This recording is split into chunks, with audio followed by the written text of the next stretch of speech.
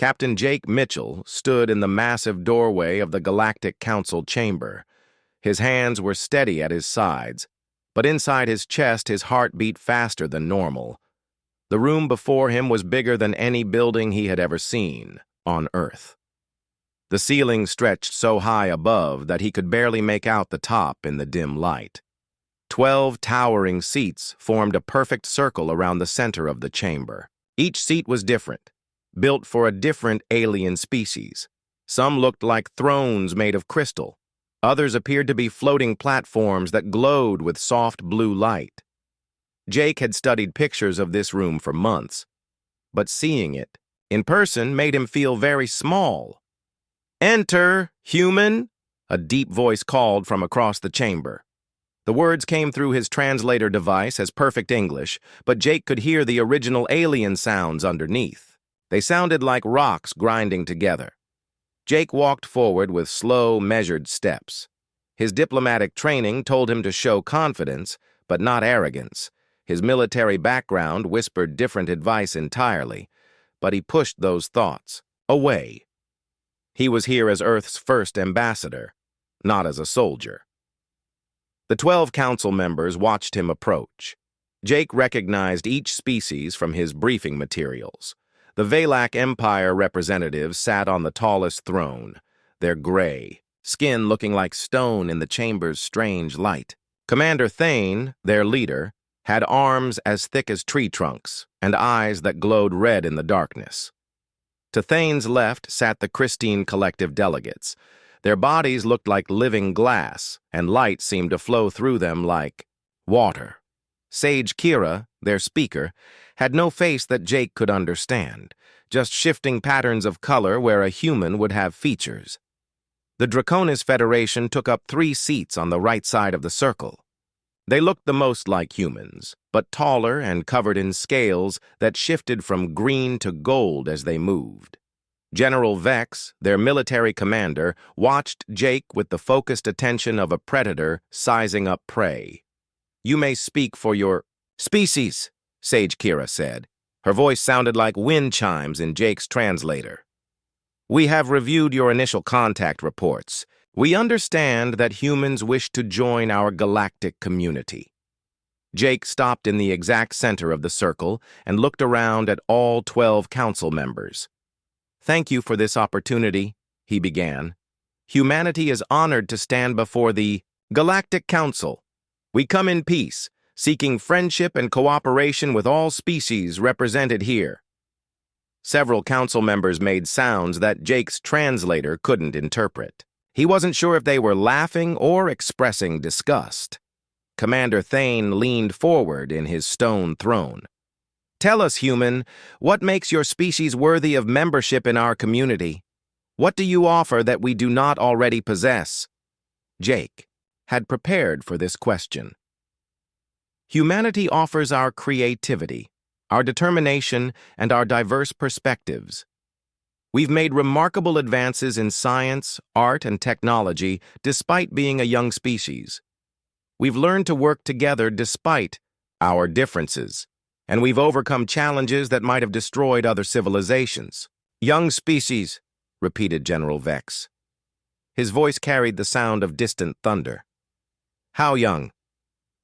"Our recorded history spans roughly 10,000 years, Jake replied. "Our space program began less than a century ago, and we achieved faster than light travel only 20 years ago." The chamber filled with more untranslatable sounds. This time, Jake was certain they were expressing amusement at his expense. 10,000 years, Sage Kira said, her colors shifting to patterns that seemed almost mocking. "The Christine Collective has maintained continuous civilization for over 2 million years. The Valak Empire has ruled their sector for 800,000 years. Even the youngest species on this council has existed for 50,000 years. Jake felt heat rise in his cheeks, but kept his expression neutral. "We understand that we're newcomers to galactic civilization. That's exactly why we're here. We want to learn from more experienced species. We want to contribute to the peace and prosperity that you've built." Commander Thane stood up from his throne. His full height was almost twice Jake's, and his massive, Frame cast a shadow over the human ambassador. You speak of peace, but your species' history tells a different story. We have observed your world for the past century. We have seen your wars, your violence, your constant conflicts with each other. That's true, Jake admitted. Humanity has a history of conflict. But we've also learned from our mistakes. We've built international cooperation. We've created organizations dedicated to preventing war and promoting peace. Our conflicts have taught us the value of diplomacy. Have they? General Vex asked. He rose from his scaled chair and walked closer to Jake. Our intelligence reports show constant military activity on your world, weapons development, standing armies, military exercises. This is what you call learning from your mistakes? Jake chose his words carefully. We maintain defensive capabilities because we've learned that peace requires strength to preserve it, but we use those capabilities primarily for peacekeeping and disaster relief. Human military forces spend more time delivering humanitarian aid than they do in combat. Humanitarian aid? Commander Thane repeated the words as if they tasted bad.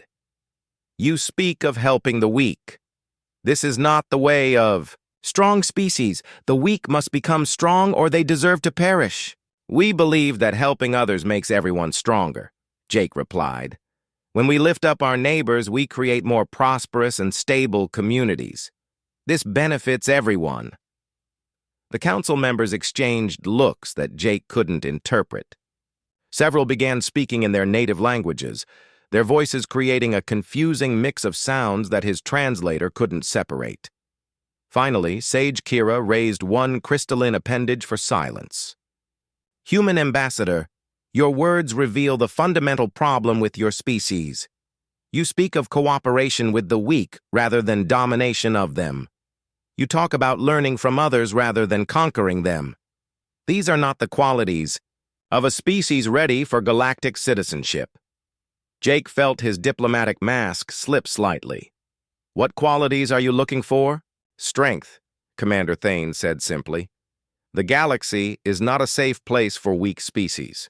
Those who cannot protect themselves become servants to those who can. Those who cannot dominate others become dominated themselves. We don't seek to dominate anyone, Jake said. We seek mutual respect and cooperation. Exactly, General Vex said with satisfaction. You seek what you cannot take by force. This proves your weakness. The chamber fell silent, except for the soft hum of alien technology. Jake realized that everything he had been taught about diplomacy was failing him here. These beings didn't want partnership or cooperation. They wanted submission or strength, and they saw humanity as offering neither. The Galactic Council has reached a decision, Sage Kira announced. Her colors shifted to deep, dark patterns. Humanity is not ready for membership in our community. Your species lacks the strength necessary for survival in galactic civilization. Your application is rejected.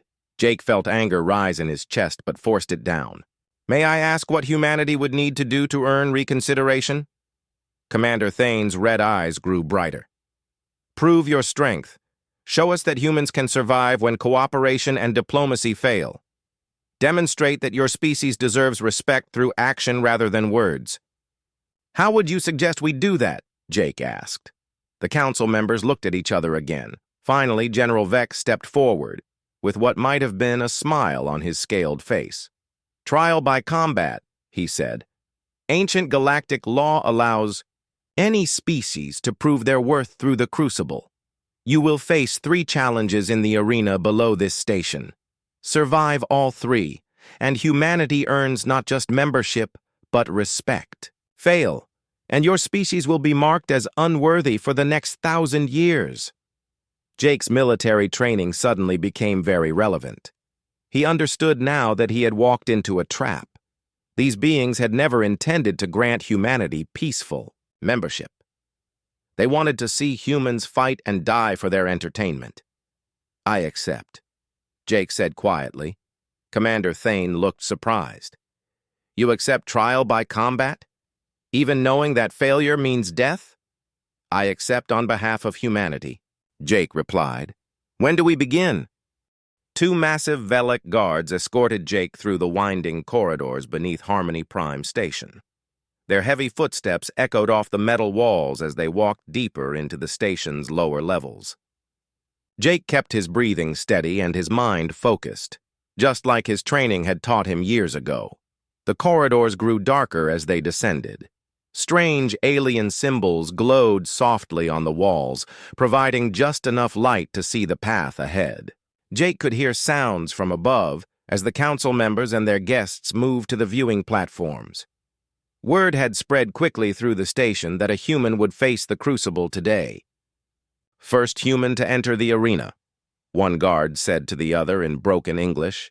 His voice sounded like gravel in a cement mixer. Betting pool's already at maximum. Most say he dies in first challenge. What are the odds? The second guard asked with what might have been curiosity. 50-1 against survival. Some bets on how long he lasts. Most say less than 5 minutes total. Jake listened without commenting. He had learned long ago that enemies often revealed useful information when they thought you couldn't fight back. These guards saw him as entertainment, not as a threat. That could be useful later. They reached a heavy door marked with symbols that his translator couldn't read. One guard pressed his massive hand against a scanner, and the door slid open with a deep grinding sound. Beyond the door lay a preparation chamber carved from solid rock. Wait here, the first guard commanded. Keeper will come soon. The guards left Jake alone in the small room. Stone benches lined the walls, and ancient stains on the floor suggested this room had seen many previous occupants. Most of those occupants had probably not survived what came next. Jake sat on one of the benches and closed his eyes. He used the quiet time to center himself, running through mental exercises that had kept him alive in 3 different war zones. His diplomatic training was useless now.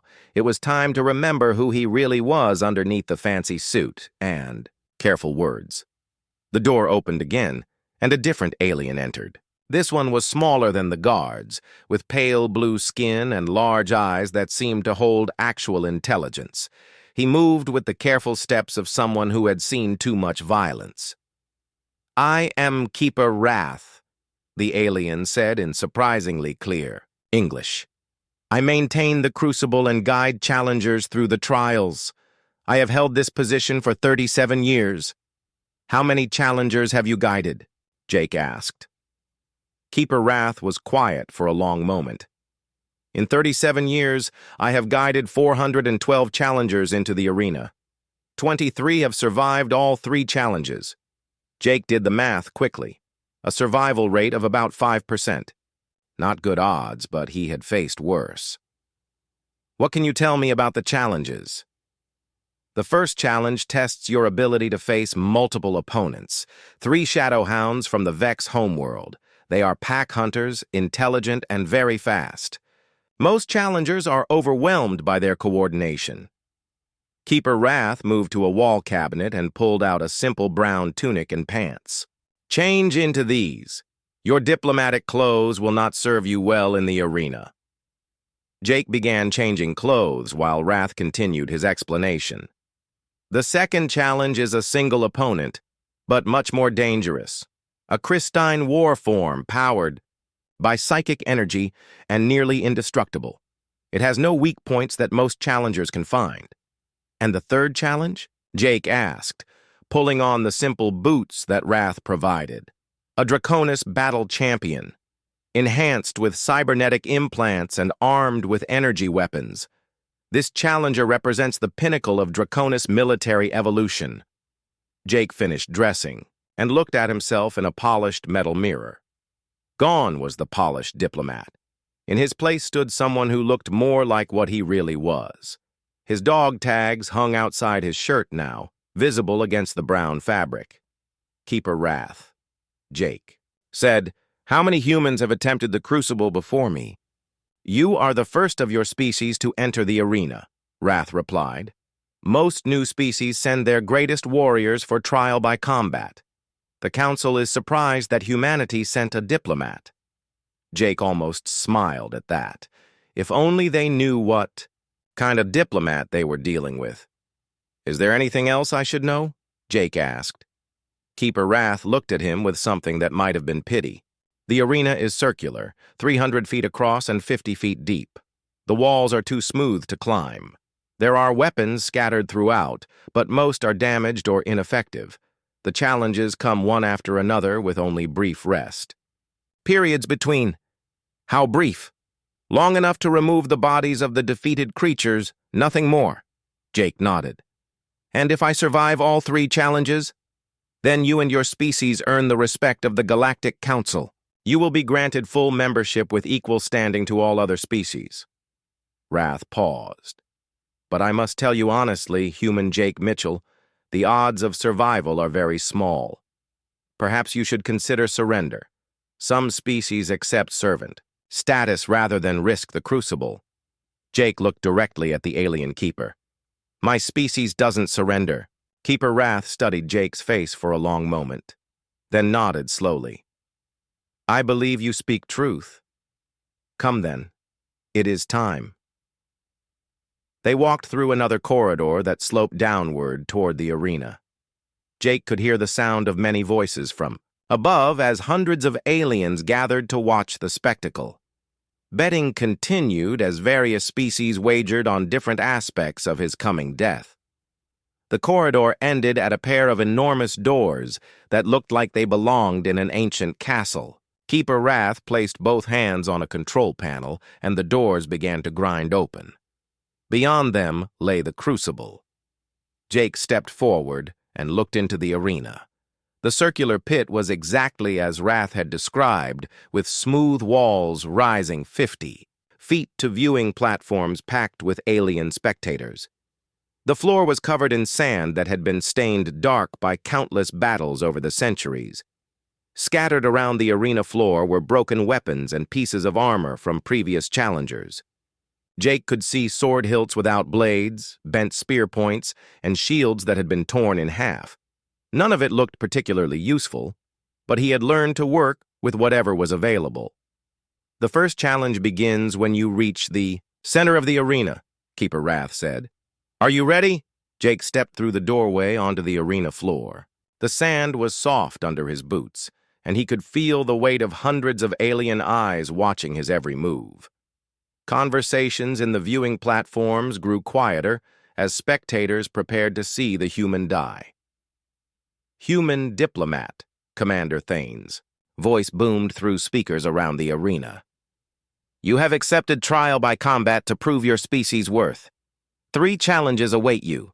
Survive all 3, and humanity gains respect and membership. Fail, and your species will be marked as weak for 1,000 years. Jake walked toward the center of the arena, scanning the scattered weapons as he moved. Most were useless, but he spotted a broken spear shaft that might work as a club and a piece of metal that could serve as a crude shield. "Do you have any final words before the first challenge begins?" General Vex asked from his viewing platform. Jake stopped in the exact center of the arena and looked up at the council members. "My species has a saying. It's not the size of the dog in the fight, it's the size of the fight in the dog." Several aliens made confused sounds as their translators struggled with the Earth idiom. Commander Thane leaned forward on his platform. "We do not understand your meaning, human." Jake touched the dog tags hanging around his neck. "You will." The mechanical gates around the arena floor began to slide open with grinding metal sounds. Jake picked up the broken spear shaft and crouched into a fighting stance he had learned in a dozen different conflicts. 3 sets of glowing eyes appeared in the darkness beyond the gates. The Shadowhounds were coming, and Jake Mitchell was ready for war. The 3 Shadowhounds emerged from the darkness like living nightmares. Each creature was the size of an earth lion, but built for killing in ways that no natural predator could match. Their black fur seemed to absorb the arena's light, making them look like moving shadows with glowing red eyes and teeth that gleamed like polished knives. Jake watched them spread out in perfect formation. These weren't mindless beasts. They moved with the intelligence of pack hunters who had killed many times before. The center hound fixed its eyes on Jake while the other two began circling in opposite directions. They planned to attack from 3 sides at once. The crowd in the viewing platforms fell silent. Even the betting stopped as aliens leaned forward to watch the humans' final moments. Commander Thane sat on the edge of his stone throne, expecting to see the diplomatic fool torn apart within seconds. Jake shifted his weight and adjusted his grip on the broken spear shaft. The movement was small, but something about it made the shadow hounds pause. For just a moment, the predators looked uncertain. The center hound launched itself forward with a snarl that echoed off the arena walls. Jake didn't try to run or dodge. Instead, he stepped directly toward the charging creature and swung the spear shaft in a precise arc that caught the hound across the side of its skull. The impact made a sound like a baseball bat hitting a watermelon. The shadow hound crashed into the sand and didn't get up. The alien crowd erupted in shocked voices. Several council members stood up from their seats. This wasn't how the first challenge was supposed to go. Humans were weak. Humans were peaceful. Humans didn't kill shadow hounds with single blows. The remaining 2 hounds attacked together, one from each side. Jake spun the spear shaft like a bow staff and caught the first hound in the ribs while simultaneously kicking the second in the throat. Both creatures stumbled, and Jake pressed his advantage with the calm efficiency of someone who had done this kind of work many times before.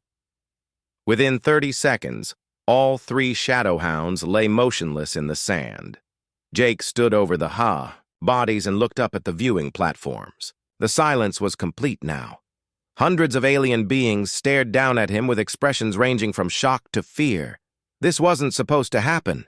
Impossible, General Vex whispered, but his words carried through the arena's sound system. Shadow hounds are perfect killers. They've defeated champions from 6 different species. Jake wiped blood from a small cut on his arm where one hound had managed to graze him with its claws. The wound was minor, barely worth noticing. He looked directly at General Vex and spoke clearly. Your perfect killers hunt in packs because they're afraid to fight alone. The insult hit the Draconis general like a physical blow. His scales shifted from green to angry red, and his hands clenched into fists. No one spoke to the Draconis Federation that way. No one questioned their military superiority. Keeper Wrath's voice came through the arena speakers, sounding shaken. First challenge complete. Challenger Jake Mitchell survives. Preparing second challenge. Jake used the brief pause to examine the arena more carefully. He picked up a piece of broken armor that might serve as a shield and found a bent sword, blade that could work as a knife. The crowd watched his every movement with new attention. This wasn't a desperate human scrambling for weapons. This was a professional evaluating his equipment. Who is this human? Sage Kira asked, her crystalline colors shifting rapidly through patterns that indicated confusion and alarm. Our intelligence report said he was a diplomat. Commander Thane's red eyes glowed brighter as he accessed the Council's databases. Jake Mitchell, listed as Chief Diplomatic Representative from Earth. Background shows advanced degrees in political science and international relations. No mention of military training. Then how does he fight like a trained killer? General Vex demanded. Before anyone could answer, the mechanical gates opened again. What emerged from the darkness made even the veteran council members step back from their viewing platforms. The Christine Warform stood 12 feet tall and looked like a living sculpture made from deadly crystal. Its body pulsed with internal light that shifted through the spectrum from blue to white to brilliant gold. Where a normal creature would have eyes, it had 2 points of light so bright they hurt to look at directly. This was the Christine Collective's ultimate weapon, a being of pure psychic energy wrapped in a shell of nearly indestructible crystal. It had ended rebellions and conquered worlds. Most challengers who faced it died of fear before it even attacked. Jake studied the war form, with the same calm attention he had given the shadow hounds. He was looking for weaknesses, advantages, anything that could help him survive the next few minutes. The war form raised one crystalline arm and pointed at Jake. Energy began to build around its hand, crackling with power that made the air itself burn. The creature was preparing to unleash a psychic blast that would turn the human's brain to liquid. Jake moved. He didn't charge straight at the war form like most challengers would. Instead, he ran to the side, using the arena wall as cover while he circled toward the creature's blind spot. The war form turned to follow him, but its massive size made it slow to change direction. Jake threw the piece of broken armor like a discus. It struck the war form's light eyes, and for just a moment, the creature's vision was blocked. In that instant, Jake closed the distance and drove the bent sword blade into a small gap where two crystal plates met at the creature's knee joint. The war form screamed with a sound like breaking glass. Psychic energy exploded outward, but Jake was already moving again. He had found the creature's weakness. The crystal shell was nearly perfect, but the joints where different pieces connected were vulnerable. Jake spent the next 5 minutes in a deadly dance around the war form. He struck, at joint after joint, each attack precise and calculated. The creature grew weaker with each successful hit, its movements becoming slower and less coordinated. Finally, Jake managed to reach the connection point at the base of the war form's neck. He drove the sword blade deep into the crystal gap and twisted. The creature's internal light flickered once and died. The war form collapsed with a sound like an avalanche. Jake stood breathing hard next to the fallen creature. His simple tunic was torn and dirty, and sweat ran down his face. But he was alive, and two of the galaxy's most feared killers lay dead at his feet. The silence in the viewing platforms was absolute. No one moved. No one spoke. No one seemed to breathe. Then Keeper Wrath's voice broke the quiet, and for the first time in 37 years, he sounded genuinely impressed. Second challenge complete. Challenger Jake Mitchell survives. Jake looked up at the council members and saw something new in their expressions. The arrogance was gone. The casual dismissal had disappeared. For the first time, they were looking at him with respect and fear. Commander Thane leaned forward in his throne. Human Jake Mitchell, before the final challenge begins, we must ask you a question. What manner of diplomat are you? Jake reached up and pulled his dog tags from beneath his torn shirt.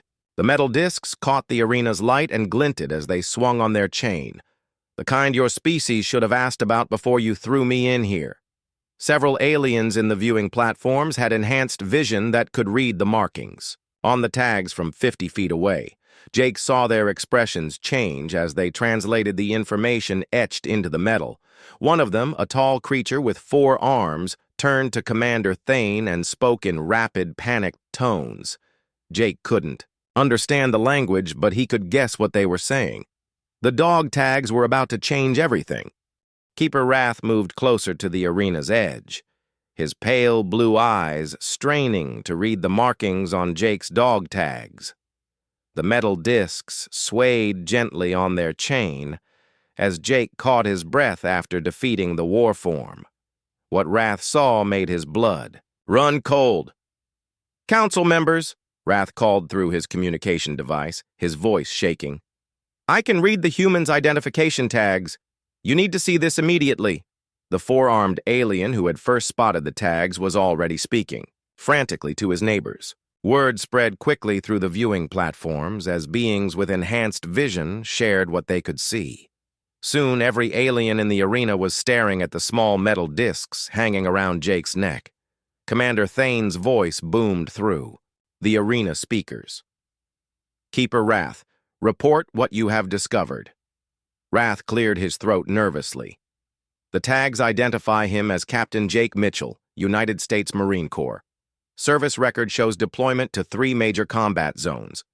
Multiple decorations for valor in battle, including something called the Medal of Honor.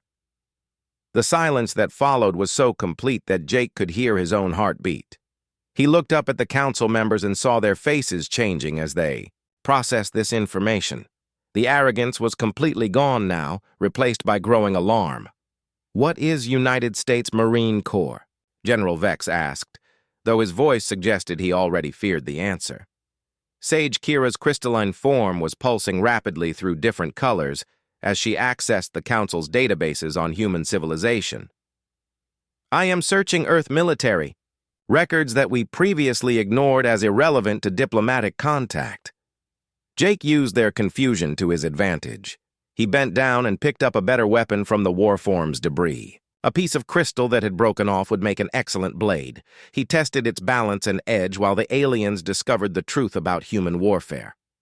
"General Vex," Sage Kira said, her voice carrying new notes of worry. "The Marine Corps appears to be an elite military unit specializing in rapid assault and close combat.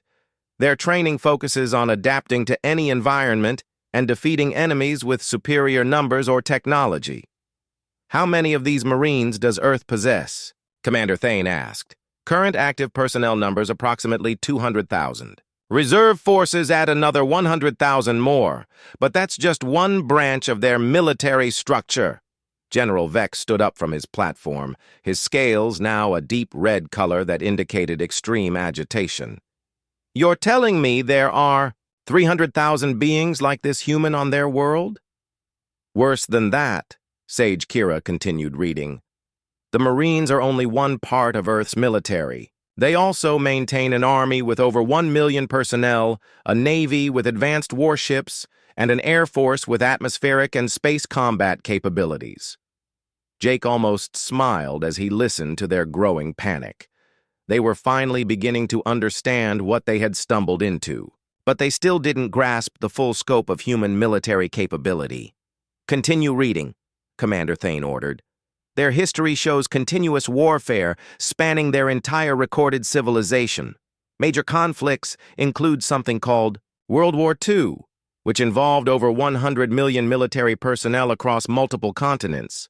Casualty figures suggest they consider losses in the millions to be acceptable for strategic victory." The viewing platforms erupted in alarmed conversations as different alien species discussed this revelation among themselves.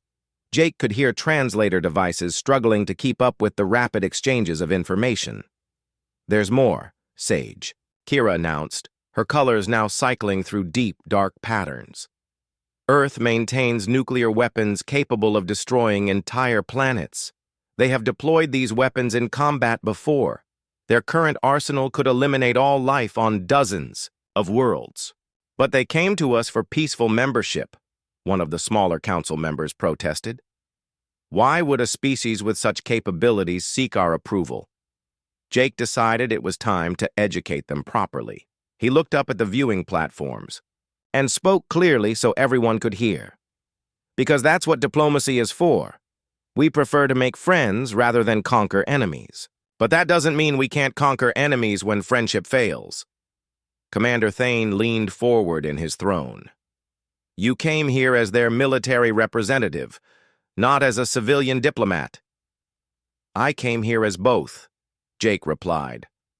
"On Earth, we often assign military veterans to diplomatic positions because we understand that diplomacy is just warfare conducted with different weapons."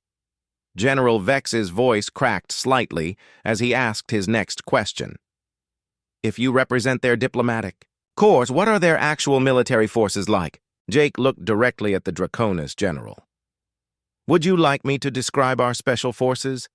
The ones who make Marines look like weekend hobbyists?" The arena fell silent again. Jake could see alien faces in the viewing platforms turning pale, or changing colors in ways that suggested fear. They were beginning to realize the magnitude of their mistake. "We observed your world for a century," Sage Kira said weakly. "We saw your cities, your civilian populations, your peaceful activities. We thought we understood your capabilities." "You saw what we wanted you to see," Jake replied. "Our military installations are hidden or disguised. Our weapons testing happens in remote locations. Our special operations occur in places you would never think to look." Keeper Wrath's voice interrupted the conversation. The third challenge is prepared. Do the council members wish to proceed? Jake saw the council members looking at each other, with expressions of uncertainty and fear. They had expected to watch a weak human die for their entertainment. Instead, they had discovered that they might have declared war on a species that could destroy them all. What is the third challenge? Jake asked, though he suspected he already knew. A Draconis battle champion, General Vex replied reluctantly, enhanced with cybernetic implants and armed with energy weapons. Our finest warrior. Jake nodded thoughtfully. Your finest warrior against one human diplomat. Are you sure those are the odds you want? General Vex's scales shifted through several different colors before settling on a sickly yellow. Perhaps we should reconsider the trial. The council could vote to accept your species based on your performance so far. No, Jake said firmly. We started this according to your ancient laws. We'll finish it the same way. Send me your champion. The sea. Mechanical gates around the arena began to open for the third time. But now the aliens watching from above weren't anticipating entertainment. They were witnessing something that might change the balance of power in the galaxy forever. Jake Mitchell, United States Marine, was about to teach the Galactic Council what human warfare really looked like. The Draconis battle champion that emerged from the gates was a masterpiece of military engineering. Standing 8 feet tall, the warrior was covered in scaled armor that gleamed with built-in energy shields. Cybernetic implants glowed along his arms and spine, enhancing strength and reflexes beyond normal biological limits. In his hands, he carried a plasma rifle that could melt through 6 inches of solid steel. Jake studied his opponent with the calm attention of a professional. The battle champion moved with perfect balance despite his heavy equipment. His enhanced eyes tracked Jake's position with mechanical precision. This wasn't just a warrior. This was what happened when an already dangerous species decided to improve on nature. I am Champion Corax, the Draconis warrior announced, his voice enhanced by cybernetic vocal cords. I have defeated 137 challengers in the Crucible. You will be number 138. Jake hefted his improvised crystal blade and tested its weight. I'm Jake Mitchell, United States Marine Corps. I've fought in 3 wars against enemies who thought they were superior to humans. They all learned better. Champion Corax raised his plasma rifle and fired. The energy beam carved a smoking line through the sand where Jake had been standing a split second before. But Jake wasn't there anymore. He had rolled behind a piece of debris from the war form, using the crystal fragments as cover. You cannot hide from enhanced sensors, Corax called out. I can track your heat signature, your heartbeat, your breathing patterns. Good to know, Jake replied from behind his cover. Makes this more interesting. The battle champion fired. 3 more shots, each one precisely aimed at Jake's position. But somehow the human kept moving just before each beam arrived. Corax's enhanced reflexes were impressive, but Jake's combat experience was teaching him something important about cybernetic warriors. They relied too heavily on their technological advantages. Jake threw a handful of sand into the air and sprinted to a new position while the dust cloud confused Corax's sensors. The champion fired wildly at the moving dust, wasting energy charges and revealing the limitations of his targeting systems. Your technology is impressive, Jake called out from his new cover, but technology has weaknesses. He threw a piece of broken crystal at Corax's head. The champion's enhanced reflexes made him duck automatically, and in that moment of distraction, Jake closed half the distance between them. General Vex watched from the viewing platform with growing alarm. His finest warrior was being outmaneuvered by a human with improvised weapons. This wasn't supposed to be possible.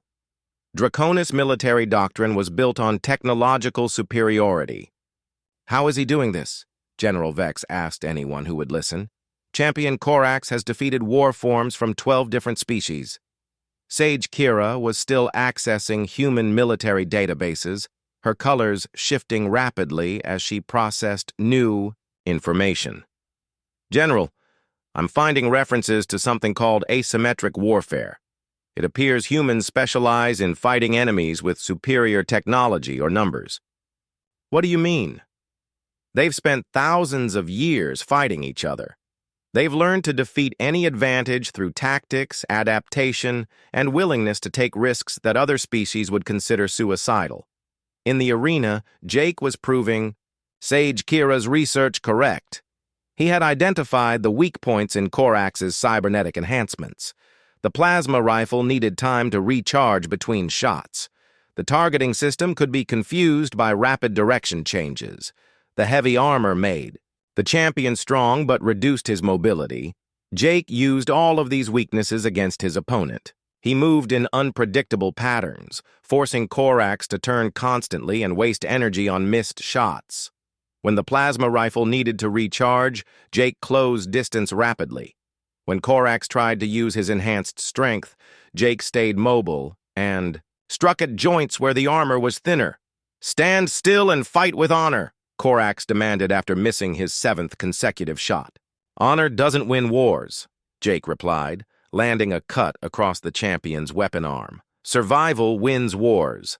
The fight continued for 15 minutes, and Jake could see that he was wearing down his opponent. The cybernetic enhancements consumed enormous amounts of energy, and Corax was beginning to move more slowly. His shots were becoming less accurate as his enhanced systems started to overheat. Finally, Jake saw his opportunity. Corax overextended himself during a powerful swing, and Jake stepped inside the champion's guard.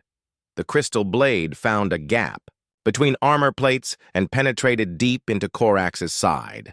The Draconis warrior staggered and fell to one knee. "Yield," Jake said, holding the blade at Corax's throat. "You fought well, but this is over." Champion Corax looked up at his opponent with something that might have been respect. "I yield to the human warrior." Jake stepped back and helped the wounded champion to his feet. "You're not a bad fighter. Your people just rely too much on equipment instead of training." The arena was completely silent. On the viewing platforms, hundreds of aliens stared down at the impossible sight of a human helping his defeated enemy. This wasn't how trial by combat usually ended. Most challengers either died or killed their opponents without mercy. "Keeper," Wrath's voice finally broke the silence. "All 3 challenges complete. Challenger Jake Mitchell has survived the crucible. By ancient law, humanity has proven its worth and earned full membership in the Galactic Council." Commander Thane stood. Up from his throne, his red eyes fixed on Jake. "Human Jake Mitchell, you have accomplished something remarkable today. But we must ask, if you represent the peaceful side of your species, what would happen if we faced your military forces in actual combat?" Jake looked up at the council members, his expression serious. "You really don't want to find out. Trust me on that." General Vex leaned forward on his platform. "How many humans possess combat skills comparable to yours?" "Every Marine receives similar training," Jake replied. "But Marines are just one branch of our military. We also have Army Rangers, Navy SEALs, Air Force Special Operations, and units that I'm not allowed to talk about in public." "How many such warriors does Earth possess in total?" Sage Kira asked. Jake thought about it for a moment. "Counting active duty, reserves, and veterans, probably around 50 million people with serious military training. Maybe more." The number hit the viewing platforms like a physical blow. 50 million warriors like the one who had just defeated their finest champions. The implications for galactic security were staggering. "But remember," Jake continued, "we came here for peaceful membership. We'd rather be friends than enemies. The choice is yours." Commander Thane looked around at his fellow council members and saw his own fears reflected in their faces. They had learned something today that would change everything. Humanity wasn't just another species seeking membership in their community. Humanity was a military power that could challenge the established order of the galaxy. "The Galactic Council formally recognizes humanity's right to full membership," Commander Thane announced. "Welcome to the galactic community, Captain Jake Mitchell." Jake nodded respectfully. "Thank you. I look forward to productive relationships between our species." But as he spoke, Jake was already thinking about his real mission. Earth needed to know everything about alien military capabilities. The trial by combat had given him valuable intelligence about their weapons, tactics, and weaknesses. The Galactic Council thought they were welcoming humanity as equals. They had no idea they had just revealed their secrets to a species that was very good at turning intelligence into military advantage. 3 hours later, Jake stood in the council chamber once again. But everything had changed. The 12 towering seats no longer seemed intimidating. The aliens who occupied them no longer looked down at him with arrogance. Instead, they watched him with the careful attention that dangerous predators give to each other. Jake had cleaned up and changed back into his diplomatic clothes, but he couldn't hide what the council had seen in the arena. The dog tags still hung around his neck, visible now as a reminder of who he really was underneath the polished exterior. Commander Thane spoke first, his voice carrying none of its earlier arrogance. "Captain Mitchell, on behalf of the Galactic Council, I formally apologize for our treatment of you and your species. We acted with ignorance and prejudice." "Apology accepted," Jake replied calmly. "Though I should mention that Earth takes a very serious view of threats to our diplomatic representatives. This incident will be thoroughly investigated." The subtle warning wasn't lost on anyone in the chamber. Several council members shifted uncomfortably in their seats as they considered the implications. If humanity viewed the trial by combat as an attack on their ambassador, there could be consequences. "We hope this won't damage relations between our species," Sage Kira said, her crystalline form pulsing with nervous patterns.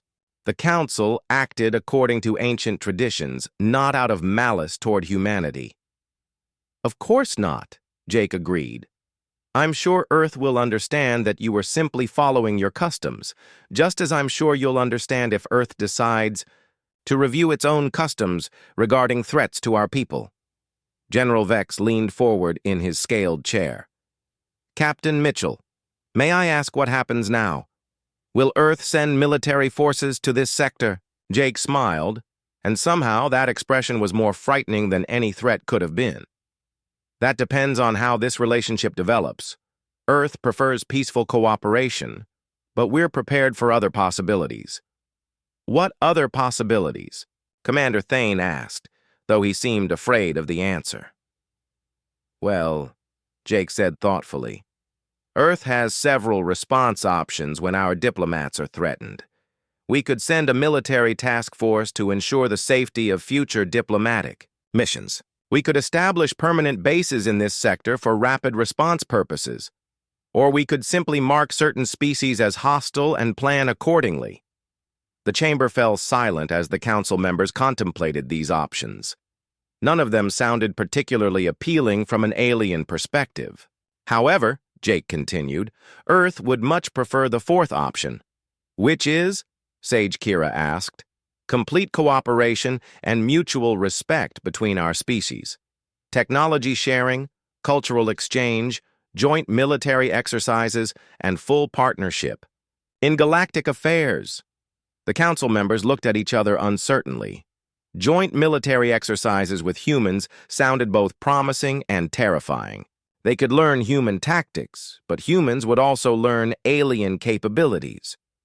"What would Earth want in return for such cooperation?" General Vex asked. Jake's expression became completely serious. "Equal treatment and honest information. No more tests, no more trials, no more assumptions about human weakness. You've seen what one Marine can do with improvised weapons. Do you really want to find out what our actual military can accomplish?" Commander Thane stood up from his throne and walked down to Jake's level. For the first time since the trial began, he was treating the human as an equal rather than a subordinate.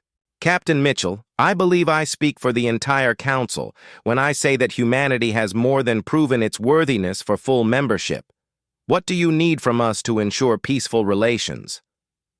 Jake pulled out a data pad and began reading from a prepared list. "Earth requires establishment of formal diplomatic channels, cultural exchange programs, and trade agreements.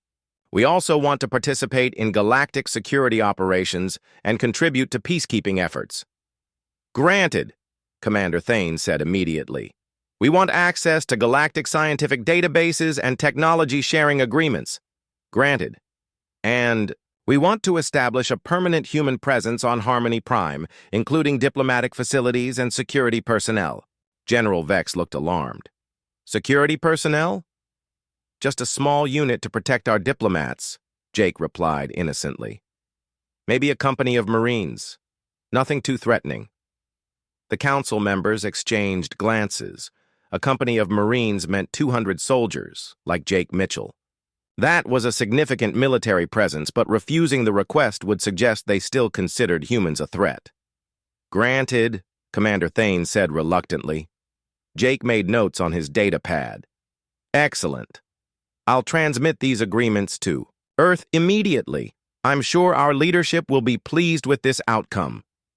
Sage Kira's colors shifted to what might have been curiosity. Captain, may I ask what you will report to your government about today's events? Jake looked up from his datapad with an expression of perfect diplomatic innocence. I'll report that the Galactic Council conducted a thorough evaluation of human capabilities and determined that humanity deserves full membership and equal status. I'll mention that the evaluation process was quite comprehensive and gave us valuable insights into galactic military standards. The council members realized they had been outmaneuvered. Jake's report would make it sound like they had voluntarily tested human capabilities rather than trying to humiliate and kill their ambassador. It would also suggest that humans now possessed detailed intelligence about alien military technology and tactics. Is there anything else Earth requires? Commander Thane asked. Just one small thing, Jake replied. Earth would like to host the next council meeting. We'd love to show you our hospitality and give you a tour of our world. The suggestion sent chills through the alien leaders. A visit to Earth would mean entering the heart of human military power, surrounded by billions of the warrior species they had just discovered. But refusing would indicate distrust and potentially hostile intentions. We would be honored to visit Earth, Commander Thane said, though his voice suggested he felt anything but honored. Jake closed his datapad and smiled. Perfect. I'll make sure you receive a proper welcome. Perhaps we can arrange demonstrations of human military capabilities. For cultural exchange purposes, of course. Of course, General Vex agreed weakly. As Jake prepared to leave the chamber, Keeper Wrath approached him with obvious respect. Captain Mitchell, in 37 years of maintaining the Crucible, I have never seen anything like your performance today. You have earned the respect of every being on this station. Thank you, Keeper Wrath. Your arena provided excellent training value. Training value? Jake nodded. Combat experience against alien species and their weapon systems. It's exactly the kind of intelligence Earth needs for future military planning. Keeper Wrath's pale blue face went even paler as he realized the implications. The trial by combat hadn't just proven human worthiness. It had been a reconnaissance mission that gave Earth detailed knowledge of alien military capabilities. As Jake walked toward the chamber exit, he paused and looked back at the council members. Oh, one more thing. You might want to update your intelligence files on human capabilities. The information you have is seriously outdated. How outdated? Commander Thane asked. Jake's smile was cold and professional. Let's just say that what you saw today represents our diplomatic corps, not our actual military. Have a pleasant day. He left the chamber, leaving behind 12 very worried alien leaders who were beginning to understand that they had just made eye contact with the most dangerous species in the galaxy. And that species had just gained full access to galactic civilization while learning all of their secrets. As the chamber doors closed behind Jake, Commander Thane turned to his fellow council members with a grim expression. I think we may have made a terrible mistake today. General Vex nodded slowly. We tried to test a human diplomat and discovered we're dealing with a species that considers warfare to be a natural extension of diplomacy. What do we do now? Sage Kira asked. Commander Thane looked at the empty center of the chamber where Jake had stood and defeated their finest warriors. We pray that humans really do prefer cooperation to conquest, because if they don't, this galaxy just became a much more dangerous place. Outside the chamber, Jake Mitchell walked toward his transport ship, already composing his real report, to Earth Command. The Galactic Council had given him everything he needed: detailed intelligence on alien military capabilities, formal recognition of human equality, and the legal right to establish a permanent military presence in their territory. Earth would be very pleased with the results of his diplomatic mission, and the galaxy would never be the same.